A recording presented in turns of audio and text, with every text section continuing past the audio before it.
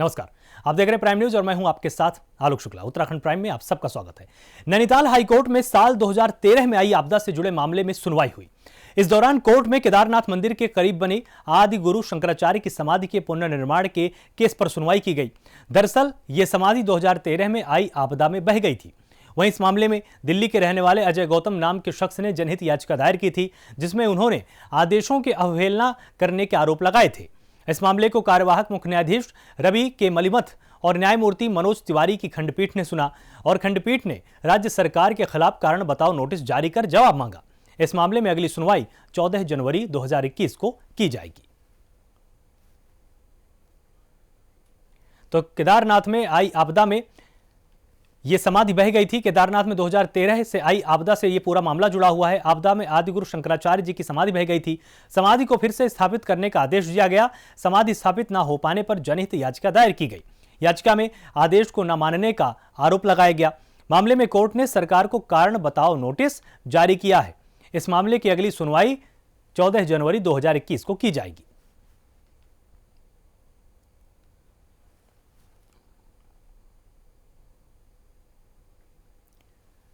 वहीं किसान आंदोलन के समर्थन में उत्तराखंड में आम आदमी पार्टी उतर आई है। इसी कड़ी में पार्टी ने किसान न्याय यात्रा निकाली है और जिसमें शामिल होने के लिए पंजाब से आम आदमी पार्टी के सांसद भगवंत मान रुद्रपुर पहुंचे। इस दौरान आप सांसद ने बीजेपी पर जमकर हमला भी बोला है और कहा कि प्रधानमंत्री मोदी को अपने मन की बात नहीं बल्कि किसान और आम जनता के मन की बात करनी चाहिए। जब पूरे देश का किसान कृषि कानूनों का विरोध कर रहा है तो सरकार इन कानूनों को क्यों लागू करने पर आमादा है। लंबे समय से देश का किसान कृषि कानूनों के खिलाफ शांतिपूर्ण तरीके से राजधानी दिल्ली की सीमाओं पर पड़ा हुआ है। हाड़ कपा देने वाली ठंड से किसान मर रहे हैं, लेकिन देश का रखवाला चुपचाप बैठकर तमाशा देखता है।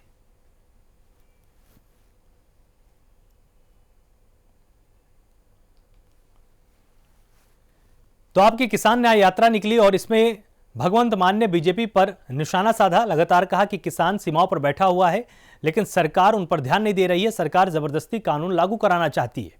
सरकार किसानों की बात नहीं सुन रही है। यह गंभीर आरोप भगवंत मान ने लगाया है। तो उत्तराखंड के अंदर जो है आम आदमी पार्टी किन मुद्दों को लेकर के जो है जनता के बीच जाएगी? वही मुद्दे हैं जो पूरे देश में हैं। पंजाब में हम विपक्ष हैं, दिल्ली में तीसरी बार सरकार है, उत्तराखंड में सरकार बनेगी। ऐसे लोग आएंगे आगे, नॉन पॉलिटिकल बैकग्राउंड से लोग आगे आएंगे। जैसे पंजाब में हैं कुछ छोटे छोटे 27, 28 साल के लड़के एमएलए हैं हमारे। इनके बच्चों को भी अधिकार मिलना चाहिए विधानसभा में जाने का। इन्होंने ठेका थोड़ी ले रखा है कि नेताओं के बेटे बेटियां भतीजे मौसे जीजे साले उनकी जाते हैं। खागे बेच के वहीं गढ़वाल की डीआईजी नीरू गर्ग अपने पद पर तैनाती के बाद पहली बार मंडल मुख्यालय में पहुंची। यहां उन्होंने पत्रकारों से बातचीत की। इस दौरान उन्होंने कहा कि कोटद्वार लूट की वारदात पर वो खुद नजर बनाकर रखे हुए हैं। वहीं कोटद्वार के सीओ को मामले की जांच आगे बढ़ाते हुए जल्द से जल्द पर्दाफाश करने के निर्देश दिए गए हैं।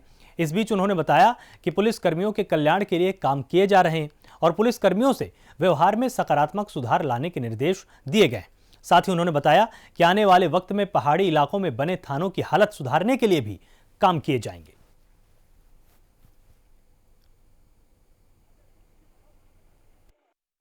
देखिए, मेरा फर्स्ट विजिट है पौड़ी का, तो मैंने यहाँ पर जनप्रतिनिधियों से भी एक छोटी सी मुलाकात की ताकि मैं यहाँ पर जो प्रॉब्लम्स हैं पुलिसिंग रिलेटेड प्रॉब्लम्स वो मैं जान सकूँ। दूसरा, मैंने यहाँ के जो बिल्डिंग्स का है वो थोड़ा सा भ्रमण करके काफ़ी जर्जर हालत में है, तो वो और परस्यू किया जाएगा मुख्यालय स्तर पर, शासन स्तर पर, कि बेहतर हो सके यहाँ का इंफ्रास्ट्रक्चर।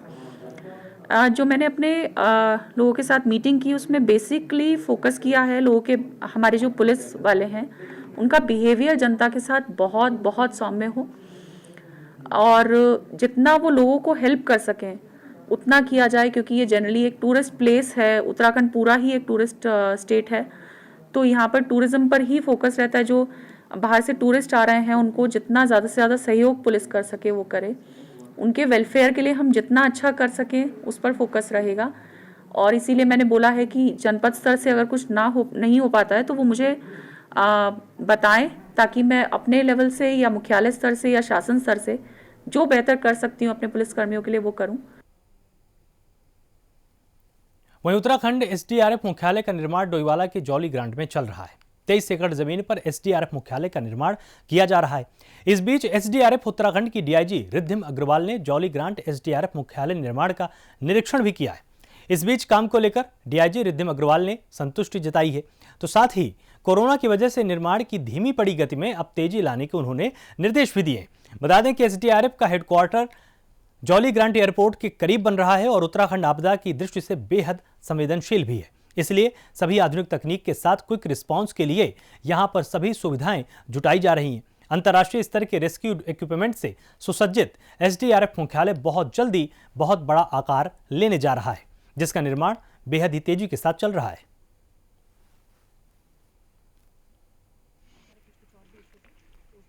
एसडीआरएफ की जो बिल्डिंग का कंस्ट्रक्शन चल रहा है, ये वर्ल्ड बैंक एडेड है पूरा प्रोजेक्ट।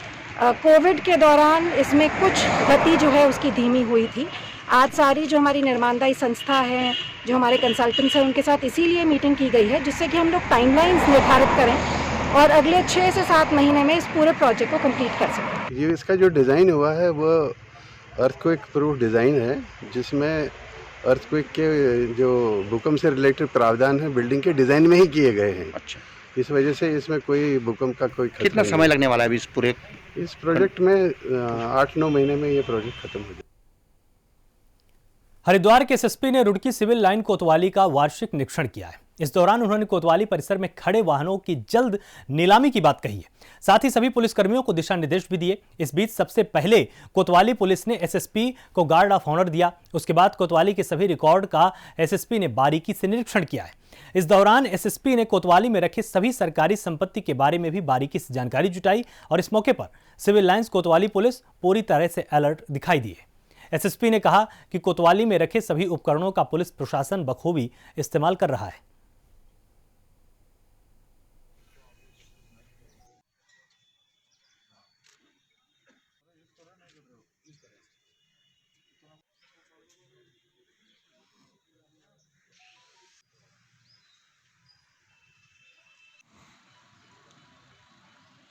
आज हमारा रुड़की कोतवाली का वार्षिक निरीक्षण है। अभी इस वार्षिक निरीक्षण में जो है अभी एक जो फिजिकल इंस्पेक्शन है, जो हम जाके जवानों को बैरक और थाने का मालकाना और जो भी वाहन इधर खड़ी है उसमें लावारिस भी होता है और मोहतमा संबंधित भी माल मोहतमा भी होता है, उसका हमने निरीक्षण किया है और इसमें कहाँ हमें जो है इसको इम्प्रूव करना है उसी बारे में हम सुझाव दे रहे हैं। अभी जो है मालकाना का इंस्पेक्शन होगा और इसके बाद थाने का डॉक्यूमेंटेशन का इंस्पेक्शन होगा। फिर हमने जो है हमारा सब इंस्पेक्टर्स और जवानों से जो है हम सम्मेलन भी करेंगे और उनका कोई भी समस्या हो तो उसको सुनेंगे और उसका जल्दी हम निस्तारण भी करेंगे। मसूरी केम्प्टी रोड पर जमी बर्फ के चलते एक बड़ा हादसा हो गया। हादसा शहर के इंदिरा कॉलोनी के पास हुआ है, जहां ठंड की वजह से सड़क पर जमे पाले में एक कार फिसल गई। वहीं बेकाबू कार सड़क के दूसरी तरफ जा गिरी।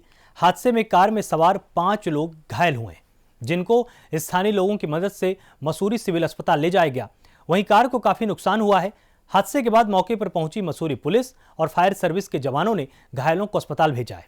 दरअसल सर्दी के चलते मसूरी के केम्प्टी रोड के 2 किलोमीटर के हिस्से में सड़क पर पाला जमा हुआ था, जिसके चलते सड़क पर चलने वाली गाड़ियां लगातार फिसल रही हैं। तो आप तस्वीरों में बिल्कुल साफ देख सकते हैं कि किस तरह से यहां पर कार फिसली और सड़क के दूसरी तरफ खड्डे में जा गिरी, जिसके चलते 5 लोग इसमें घायल हुए हैं, जिनको मसूरी सिविल अस्पताल में भर्ती कराया गया है। हर साल का ये होता रहता है। ये जब भी यहाँ पे सर्दियाँ आती है, पाला पड़ता है, तो यहाँ पे ये दुर्घटना होती रहती है अक्सर। तो यहाँ पे जो भी है ये सरकार को हमारी जो ये प्रशासन में जो है इनमें जो है मदद करनी चाहिए लोगों के, और इसमें ये चुना जो भी यहाँ प्रयास है ये करना चाहिए ताकि ये घटना से लोग बचें। हर साल पे पाला पड़ता है इस एरिया में, इधर जगह पे, और ये हाईवे वाली रोड है। यहाँ पर हमेशा इस टाइम पे हमेशा पाला पड़ता है। तो यहाँ पर प्रशासन ने ये देखना चाहिए कि यहाँ पर हमेशा चूना वगैरह डालना चाहिए, ताकि यहाँ पर क्योंकि हमेशा गाड़ी फिसलती है। ये आज का नहीं है सर, हर साल हम देख रहे हैं, हर साल पे यहाँ पर गाड़ी फिसलती है। तो ये तो सरकार का गलत है कि यार यहाँ पर डालना चाहिए, उन्हें चूना वगैरह डालना चाहिए। ये एरिया ही है सर, हाईवे भी है, लगातार गाड़ियों की आवाजाही है, यहाँ से गाड़ियाँ जाती रहती है, आती जाती रहती है। सबसे ऐसे रोड पे सपोर्ट भी होना जरूरी है। यहाँ पर सपोर्ट, एक तो सपोर्ट भी नहीं है। देखो यहाँ पर सपोर्ट नहीं रखा है इन्होंने, खाली हमें साइड में रेलिंग वगैरह कुछ लगानी चाहिए। अगर वो लगाई होती तो आज गाड़ी यहाँ पर नीचे नहीं आनी थी।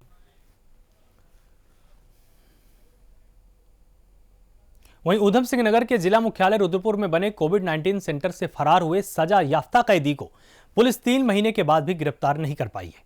फरार कैदी के ऊपर ऊधम सिंह नगर के एसएसपी ने 1000 रुपए का इनाम भी रखा है।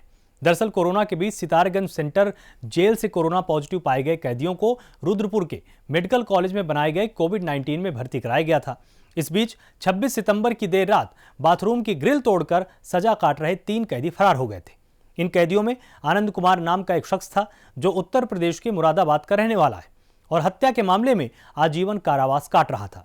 उसके साथ गौरव और देवेंद्र धानुक नाम के 2 और कैदी फरार हुए थे। फिलहाल पुलिस ने इन 3 लोगों में से आनंद और गौरव को गिरफ्तार कर लिया है, लेकिन 3 महीने बीत जाने के बाद भी देवेंद्र धानुक को पुलिस गिरफ्तार नहीं कर पाई है।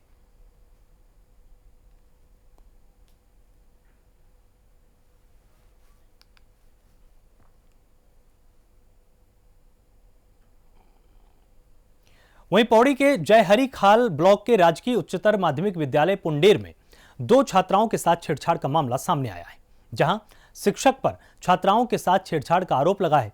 बताया जा रहा है कि दोनों छात्राएं 10वीं की कक्षा में पढ़ती हैं। परिजनों का कहना है कि अब बच्चियों को स्कूल भेजने में भी डर लग रहा है। इस संबंध में जब मुख्य शिक्षा अधिकारी से बात करने की कोशिश की गई तो वो मीडिया से दूरी बनाते हुए नजर आए।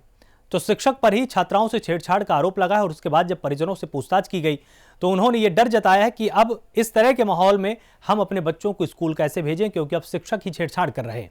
इसके बाद जब मुख्य शिक्षा अधिकारी से बातचीत की गई और उनसे जवाब मांगने की कोशिश की गई तो वो मीडिया से दूरी बनाते हुए नजर आए।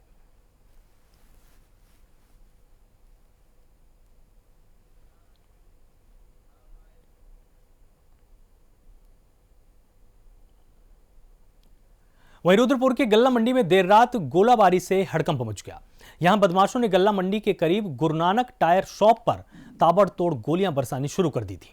हालांकि फायरिंग में किसी के जान माल का नुकसान तो नहीं हुआ, लेकिन फायरिंग की इस घटना से आसपास में दहशत का माहौल जरूर बन गया है। मौके पर पहुंची पुलिस ने मामले की जांच शुरू कर दी है। एसएसपी ने भी मौके का मुआयना कर जांच के लिए टीम गठित कर दी है। बताया जा रहा है कि गुरुनानक टायर्स के मालिक से गैंगस्टर लॉरेंस बिश्नोई के नाम पर 1 करोड़ की फिरौती मांगी गई थी। तो गैंगस्टर लॉरेंस के नाम पर पहले फिरौती मांगी गई। जब फिरौती नहीं दी गई तो उसके बाद बदमाशों ने टायर की दुकान पर आधाधुंध फायरिंग की। हमारी एक टीम हमने बना दिया। एक तो हमारा जो है इस ग्राउंड में पूर्व में कुछ बातें हुई होंगी उसकी जानकारी कर रहे हैं। दूसरा सीसीटीवी फुटेज को हम लोग अवलोकन कर रहे हैं और आगे जहाँ वो 3 जो अपराधी आए थे उनके जाने की उसकी जानकारी हम लोग कर रहे हैं। और इसके अलावा जितनी भी घटनास्थल के आसपास सीसीटीवी फुटेज हैं या उसका जो मोबाइल फ़ोन का जो लोकेशन वगैरह आईडी वगैरह उसकी जानकारी करके सारी चीज़ों को हम देख रहे हैं और इसको हम बहुत जल्दी वर्कआउट करेंगे। चंपावत के टनकपुर रेलवे स्टेशन से जन शताब्दी एक्सप्रेस ट्रेन को मंजूरी दी जा चुकी है। वहीं इस ट्रेन को मंजूरी मिलने के बाद जनता के साथ साथ बीजेपी सांसद बलूनी का आभार भी जताया गया है। दिल्ली से टनकपुर के लिए जन शताब्दी एक्सप्रेस की मंजूरी से क्षेत्र के लोगों में बेहद खुशी है। लोगों का कहना है कि टनकपुर से दिल्ली के लिए चलने वाली जन शताब्दी एक्सप्रेस से सीमांत के लोगों को खासा फायदा मिलेगा और लोगों को काफी दिक्कतें दूर हो जाएंगी। दिल्ली आने जाने में काफी समय बचने वाला है। माननीय राज्यसभा सांसद श्री अनिल बलूनी जी का मैं सबसे पहले तो मैं धन्यवाद ज्ञापित करना चाहूँगा और पूरी प्रशंसा करूँगा कि उन्होंने जो है नए साल के की सौगात जो है कुमाऊँ और इनको जोड़ वो करते हुए टनकपुर को 2 ट्रेनों की शताब्दी एक्सप्रेस की स्वीकृति दी है, जिससे जो है यहाँ के यात्रियों को और ट्रांसपोर्टेशन के लिए और व्यापार के लिए बहुत जो है फ़ायदा होगा। दिल्ली से लेके टनकपुर तक जो है जन शताब्दी एक्सप्रेस करके ट्रेन चलाई जा रही है। रेल मंत्रालय का आभार और अनिल बलूनी द्वारा जो है इस पर विशेष पहल की गई थी, हम उनको भी धन्यवाद देते हैं। और इस जन शताब्दी एक्सप्रेस के चलने से यहाँ के पर्यटन कारोबार को बढ़ावा मिलेगा और यहाँ के रोजगार को बढ़ावा मिलेगा, यहाँ के लोगों को इससे रोजगार मिलेगा और जो हमारा पूर्णागिरी धाम है और रीटा साहिब गोलजू जैसे धाम है वहाँ के पर्यटक यहाँ आसानी से पहुँच सकेंगे और सुविधाजनक सफर उनके लिए। वक्त एक छोटे से ब्रेक का है, जल्द हाजिर होते हैं। ब्रेक के बाद आप सबका स्वागत है। उत्तराखंड के सीमांत गांवों से पलायन रोकने के लिए अंतर्राष्ट्रीय सीमावर्ती विकास कार्यक्रम चलाया जा रहा है। इस प्रोग्राम के तहत प्रदेश के 5 जिलों के 11 ब्लॉक को चयनित किया गया है। इन ब्लॉक्स में 1 से 10 किलोमीटर क्षेत्रफल को शामिल किया गया है। कार्यक्रम को एकीकृत आदर्श कृषि ग्राम योजना से जोड़ने के लिए विभाग जल्दी ही केंद्र को प्रस्ताव भेजेगा। विधानसभा में कृषि मंत्री सुबोध उनियाल ने प्रदेश के सीमावर्ती क्षेत्रों में पलायन को रोकने के लिए अंतर्राष्ट्रीय सीमावर्ती विकास प्रोग्राम की एक बैठक भी की है, जिसमें सीमावर्ती क्षेत्रों में रहने वाले लोगों की आजीविका और सीमावर्ती क्षेत्रों में सुरक्षा की दृष्टि से स्थायी आजीविका के विकल्प के रूप में कार्य करने के लिए योजना बनाने के निर्देश दिए।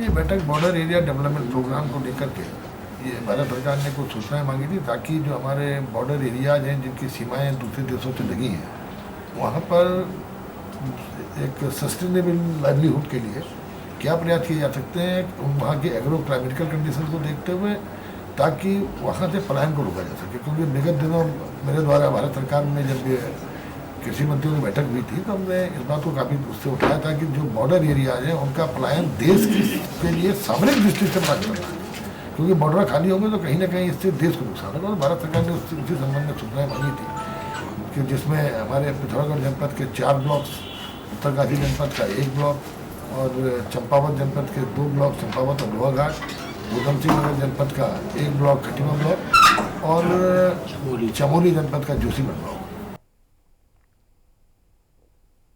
वहीं जोशीमठ के सेलंग गांव में 27 दिसंबर से 4 दिनों का ऐतिहासिक विश्वकर्मा मेला चल रहा है। 61 सालों के बाद आयोजित होने वाला मेला शांतिपूर्वक ढंग से चल रहा है।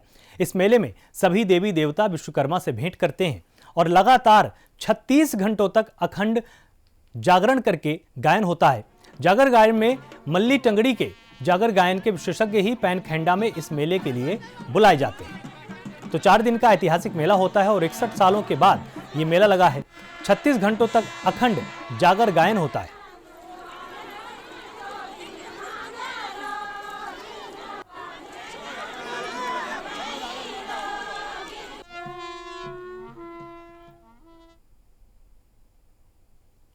रुड़की में कोरोना काल के दौरान आर्मी की भर्ती को लेकर रुड़की के सिविल अस्पताल में लोगों की भीड़ पहुंच रही है। इस दौरान अचानक भीड़ पहुंचने से कोविड गाइडलाइन का भी ठीक तरह से पालन नहीं हो पा रहा है। दरअसल इन दिनों इंडियन आर्मी की भर्ती की प्रक्रिया चल रही है, जिसमें कोविड-19 की रिपोर्ट लगाना बेहद जरूरी है। इसको लेकर आर्मी की भर्ती के इच्छुक युवाओं की भीड़ रुड़की के सिविल अस्पताल में पहुंची है, लेकिन इस दौरान ज्यादा भीड़ होने के चलते सोशल डिस्टेंसिंग की खूब धज्जियां भी उड़ाई जा रही हैं। लाइन में लगकर सभी युवा अपनी कोविड-19 की जांच करा रहे हैं, लेकिन सोशल डिस्टेंसिंग का पालन नहीं हो पा रहा है। इस मामले की जानकारी पुलिस को भी दी गई है, लेकिन थोड़ी ही देर बाद फिर से व्यवस्था वापस से देखने को मिली है। तो इसमें लगातार इंडियन आर्मी की भर्ती चल रही, जहां पर इच्छुक छात्र कोविड-19 की रिपोर्ट के लिए सिविल अस्पताल पहुंचे हैं, क्योंकि उसमें अनिवार्य किया गया है कि आपको कोविड-19 की नेगेटिव रिपोर्ट के साथ ही आना है। और इसके बाद जब अभ्यर्थी सिविल अस्पताल पहुंचे तो बहुत ज्यादा वहां पर भीड़ हो गई, जिसके चलते सामाजिक दूरी के नियम का पालन ठीक से नहीं हो पा रहा है। पुलिस को इसकी सूचना दी गई और इसके बावजूद पुलिस वहां पर पहुंची। थोड़ी देर के लिए मामला ठीक रहा, लेकिन उसके बाद जैसे ही पुलिस वहां से हटी, पहले जैसी तस्वीरें यहां पर सामने आई हैं। कुछ परसों कल भी आए थे कुछ आर्मी के बच्चे, जो आर्मी भर्ती के लिए कैंप, विशेष कैंप लग रहा है, उसके अंतर्गत ये आए हुए हैं यहाँ पर। और आज सडनली कोई पूर्व सूचना नहीं थी और करीबन 250 पर्चे अब तक हमारे यहाँ बन चुके हैं और लग रहा है करीबन इतने ही बच्चे अभी और लाइन में लगे हुए हैं। और व्यवस्था दोनों हमने सब अपने जितने गार्ड्स हैं वहाँ पे लगा दिए हैं, परंतु बच्चे हैं थोड़ा सा उद्यमी भी हैं और हल्ला काफ़ी मचा रहे हैं। और पुलिस को भी इन्फॉर्म कर दिया था, पुलिस आई थी, थोड़ा सा सेट करके चली गई थी, इसके बाद फिर वो अपने काम में लग गए हैं। सोशल डिस्टेंस का भी कोई वो नहीं है। मैं खुद सुबह लाठी लेके मैं गया हूँ और सुबह सब लाइन थोड़े दूर दूर कर दिया था। अब पब्लिक जब समझने को तैयार ही नहीं हो रही तो क्या समझाएं। भीड़ इतनी हो रही है, मैंने एक काउंटर है, आज एक की जगह 2 काउंटर मैंने आज पर्चे के खुलवा दिए, इसीलिए कि जल्दी से जल्दी सब बच्चों का काम हो जाए। वहीं लाल कुआं के बिंदु खत्ता को राजस्व गांव बनाए जाने की मांग को लेकर आज दर्जनों लोगों ने प्रदेश सरकार के खिलाफ प्रदर्शन किया। इन प्रदर्शनकारियों ने नारेबाजी करते हुए सांकेतिक उपवास भी किया। इस प्रदर्शन की अगुवाई पूर्व विधायक प्रत्याशी रज्जी बिष्ट ने की है।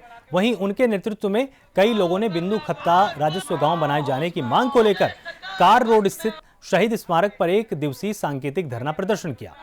इन लोगों ने प्रदेश की सरकार पर वादा खिलाफी का आरोप लगाते हुए जमकर नारेबाजी की।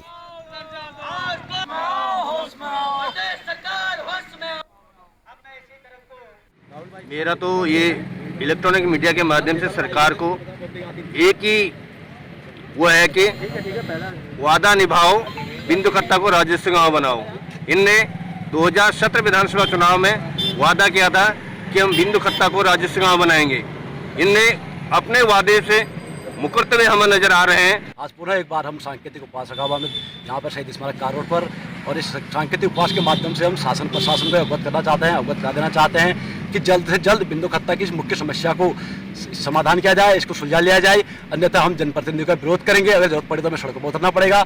एक सप्ताह का टाइम देने के बाद हम लोग तहसील मुख्यालय पर एक दिन का सांकेतिक उपवास रखेंगे। अगर फिर भी इन्होंने हमारी मांग नहीं की तो 26 जनवरी से अनिश्चितकालीन धरना प्रदर्शन करने को बाध्य होंगे।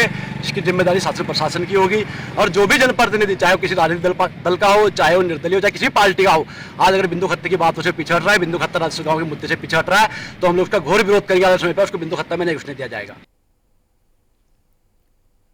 उत्तराखंड की वादियों में आजकल बॉलीवुड ने अपना डेरा डाला हुआ है। इसी कड़ी में कई कलाकार, जिनमें मिथुन चक्रवर्ती, अनुपम खेर, पल्लवी जोशी, चिन्मय जैसे मशहूर कलाकार लगातार शूटिंग में बिजी हैं। मसूरी के बाद अब बॉलीवुड के कलाकार राजधानी देहरादून पहुंचे हैं, जहां इन कलाकारों ने एक कॉलोनी में शूटिंग की है। इस बीच स्थानीय लोगों का भी जमावड़ा इनको देखकर लग गया। हर कोई कलाकारों की बस एक झलक देखने के लिए बेताब दिखाई दिया। शूटिंग की व्यवस्था देख रहे द बज मेकर्स कंपनी के सीईओ गौरव गौतम और पर्व बाली ने यह जानकारी दी है कि बॉलीवुड के कलाकारों का यहां का मौसम लगातार पसंद है। खासकर अनुपम खेर तो यहां के मुरीद हो चुके हैं।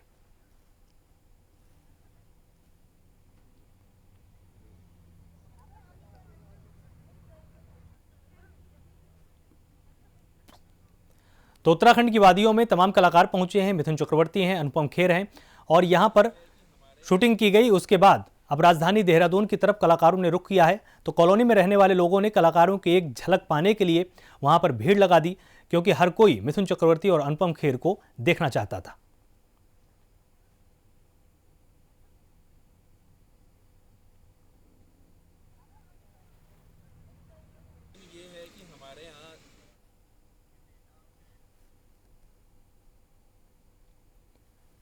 आईआईटी रुड़की के वैज्ञानिकों ने एक ऐसा मोबाइल ऐप बनाया है जो कुंभ के आयोजन में काफी मददगार साबित होने वाला है। दरअसल इन दिनों कोरोना के चलते सबसे बड़ी चुनौती भीड़ को नियंत्रित करना है। कुंभ मेले के दौरान भीड़ को कैसे काबू करना है, इसके लिए आईआईटी रुड़की ने ट्रैकर नाम का एक ऐप बनाया है, जो बेहद कारगर साबित हो सकता है। दरअसल ऐप के फीचर में खास बात यह है कि ये भीड़ के साथ साथ हर शख्स को ट्रैक कर सकता है और उनकी लोकेशन के हिसाब से भीड़ की संख्या का अनुमान लगा सकता है, जिससे प्रशासन को भीड़ नियंत्रण करने में काफी आसानी होगी। ऐप के जरिए कुंभ मेले में आने वाली भीड़ की संख्या और अलग अलग स्थानों पर कितनी भीड़ है, इसका आसानी से पता लगाया जा सकता है। ट्रैकर 24 है। इसके अंदर किसी भी आदमी की लोकेशन कहीं पे भी हो, मतलब जरूरी नहीं मेला एरिया में, मेला एरिया के बाहर हो, सब उसकी लोकेशन आ जाएगी। फिर उसके बाद आप सर्वर से कोई भी क्वेरी देते हैं कि इस एरिया में कितने लोग हैं, या कितने लोग घर वापस जा चुके हैं, कितने लोग अंदर हैं, डेट वाइज आप देखना चाहें लोगों का डिस्ट्रीब्यूशन क्या है, वो सब आ सकता है। कुंभ में देखिए स्पेशली आदमियों का मैनेजमेंट करना है, कौन कहाँ पे जाएगा और किसी भी टाइम पे कितने लोग कहाँ पे हो सकते हैं।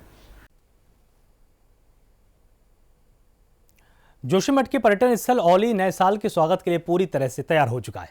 विंटर डेस्टिनेशन औली सतरंगी टेंटों से सज चुकी है। होटल, लॉज और होम स्टे पूरी तरह से फुल हो चुके हैं। टेंटों में भी अब लोगों को जगह नहीं मिल रही है। दरअसल औली में हजारों की संख्या में पहुंचे पर्यटक नए साल का बेसब्री से इंतजार कर रहे हैं और लगातार यहां पर पर्यटकों की संख्या बढ़ती जा रही है। सतरंगी टेंटों ने औली की शोभा को और ज्यादा बढ़ा दिया है। होटल और लॉज में बुकिंग पूरी तरह से फुल हो चुकी है। यहां तक कि टेंट्स में भी अब लोगों को बुकिंग नहीं मिल पा रही है।